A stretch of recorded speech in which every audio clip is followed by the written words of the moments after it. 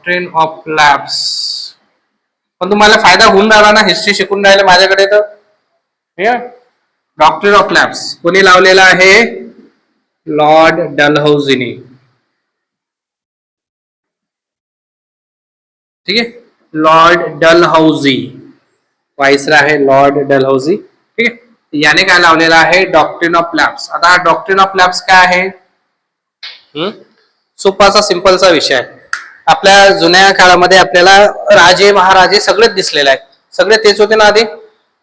आता राजा राणी आहे आणि त्यांना स्वतःचा पुत्र किंवा पुत्री नाही आहे वारसदार म्हणून, बरोबर आहे. तर जुन्या काळामध्ये काय घ्यायचे? इथं बसतो मी मध्ये. जुन्या काळामध्ये काय व्हायचं तर ज्यांना स्वतःचे बायोलॉजिकल सन डॉटर नाही, बायोलॉजिकल समजताना स्वतःचे, तर ते काय करत होते? दत्तक घेत होते, अडॉप्ट करत होते. आणि ज्या पुत्राला पुत्रीला अडॉप्ट केलं त्याला सगळे राईट्स भेटत होते, त्याला राज्याचे भेटत होते, त्याला राजाचे राहण्याची प्रॉपर्टी, पैसा वगैरे राज्य सगळं भेटत होते. म्हणजे तो लिगली पुत्र बनून जात होता. ठीक आहे, आणि समोरली त्याची पिढी चालत होती. असं आपल्याकडे कल्चर आहे, समजलं ना. पण आता याने काय केलं, याच्यामध्ये त्याने डायरेक्ट डॉक्ट्रिन ऑफ लॅब्स काढला, समजला. आणि त्याने सांगितलं की बघा, जे प्रिन्सली स्टेट आहे ज्यांना बायोलॉजिकल वारसदार नाही आहे, उत्तराधिकारी नाही आहे, बायोलॉजिकल स्वतःचा ज्यांनी अडॉप्ट केलेला आहे कोणी, असं नाही होत ना की बा आता नाही आहे म्हणून सगळं राज्य संपलं, ते अडॉप्ट करतील, बरोबर आहे. तर ज्यांनी अडॉप्ट केलेलं आहे तर ते राज्य ब्रिटिश एम्पायर मध्ये मर्ज होऊन जाईल. मर्ज म्हणजे काय होते? विलीन, समाविष्ट, समजलं ना. ज्या राजा राणीला स्वतःचा बायोलॉजिकल वारसदार नाही आहे त्यांनी जर दत्तक घेतलेला आहे तर त्या दत्तक पुत्राला पुत्रीला फक्त राजाची पर्सनल प्रॉपर्टी वगैरे भेटणार, त्याला राज्याचे अधिकार भेटणार नाही, समजलं आहे. आणि ते राज्य ब्रिटिश एम्पायर मध्ये विलीन होऊन जाणार. याला म्हटलं जाते डॉक्ट्रिन ऑफ लॅब्स. आणि याच्यामुळेच भारतामध्ये भांडणं लागलेली आहे. समजलं ना. तर याच्यानुसार काय कन्सेप्ट याच्यामध्ये? बायोलॉजिकलचा आहे, बायोलॉजिकल, ठीक आहे.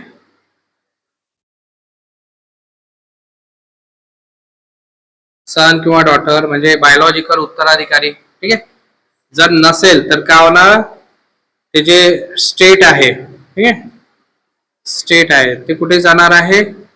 ईस्ट इंडिया कंपनीमध्ये, समजलेला. हा कन्सेप्ट होता डॉक्ट्रिन ऑफ लॅब्स. आणि याच्यानुसार सगळ्यात आधी सातारा, संबलपूर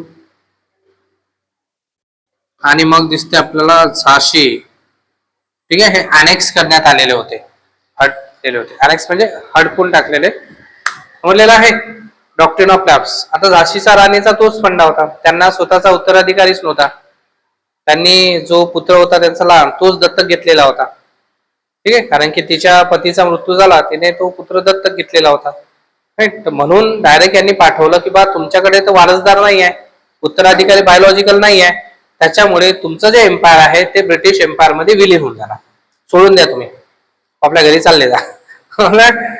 आणि त्यानंतर सगळं राज्य वगैरे सगळी संपत्ती हे सगळं कोणाकडे येणार? ब्रिटिश म्हणजे ईस्ट इंडिया कंपनीकडे. सध्या ईस्ट इंडिया कंपनी चालू आहे ना.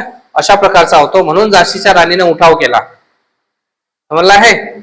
आणि म्हणून याला काही इतिहासकारांनी this is not the first, not the independence war म्हटलेला आहे, समजलं. आता जर झाशीच्या राणीचं जर तिला स्वतःचा बायोलॉजिकल उत्तराधिकारी असता तर तिचं स्टेट मर्ज केल्या गेलं नसतं, तर मग ती या रिवॉल्ट मध्ये सामील झाली असती का? तो विषय महत्वाचा आहे.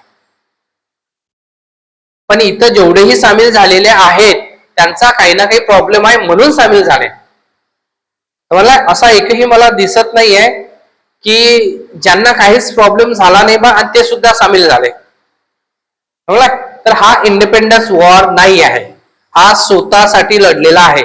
मैं मेरी झाशी नहीं दूंगी, हा झाशीसाठी लढलेला रिव्हॉल्ट आहे, समजला ना. कोणी बिहारसाठी लढलेला आहे, जगदीशपूरचे कुंवर सिंग, कोणी अवधसाठी लढले, तात्या टोपेचं पेन्शन बंद केलं याच्या हिशोबानुसार नानासाहेब पेशवे पेन्शन बंद करून टाकलं, कारण की दत्तक पुत्र होते ना, बाजीराव सेकंडचे दत्तक पुत्र होते नानासाहेब पेशवे.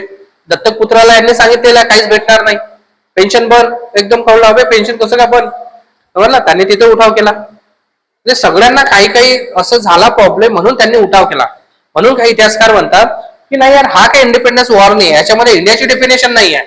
प्रत्येक जण आपल्या स्वार्थासाठी लढलेला आहे, आपलं राज्य वाचवण्यासाठी लढलेला आहे, समजला. पण काही असो लढले ना, लढणं महत्वाचं आहे आणि इंग्रजांच्या विरुद्ध लढलेलं आहे हे महत्वाचं आहे, समजलाय. मोटिव्ह कुठलाही असो, पण एक काहीतरी समोर जाऊन ती प्रेरणा आपल्याला भेटेल ना, की नाही यार आपल्या पूर्वजांनी एक प्रयत्न केला होता, जरी तो फसला तरी त्यांनी प्रयत्न केलेला आहे ईस्ट इंडिया कंपनीला भारताच्या बाहेर हाकलून देण्याचा, पण तो असफल झाला. का झाला त्याची कारणे बघूया आपण, लिहून घ्या हे. समजलं. हा चल, डॉक्ट्रिन ऑफ लॅप्स काय होता उद्या विचारणार बरं, आलं बरोबर मी सगळं तुला लिहून घे.